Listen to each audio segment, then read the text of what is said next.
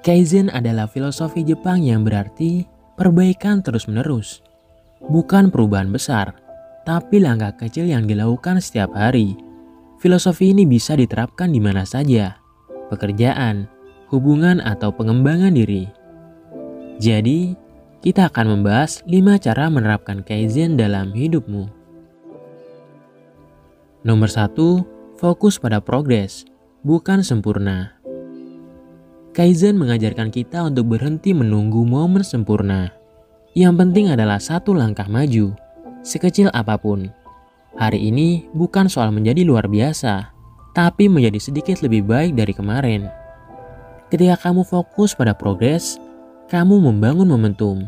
Dan saat momentum terbentuk, perubahan besar jadi tidak terasa berat, karena kamu sudah terbiasa melangkah sedikit demi sedikit.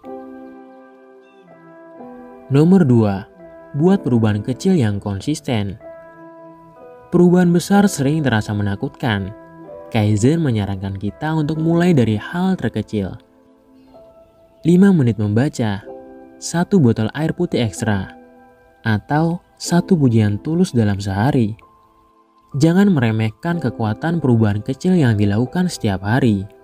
Dalam sebulan, setahun, atau 1 dekade, kamu akan melihat hidupmu berubah drastis. Bukan karena satu lompatan besar, tapi karena ratusan langkah kecil yang terus dijaga. Nomor 3, evaluasi diri dengan jujur tapi lembut. Kaizen menekankan refleksi yang terus-menerus, bukan untuk menyalahkan, tapi untuk belajar. Setiap malam, tanyakan pada diri sendiri, apa yang bisa aku lakukan sedikit lebih baik hari ini? Lakukan evaluasi tanpa menghakimi diri sendiri, karena dari kesadaran itulah muncul ruang untuk tumbuh.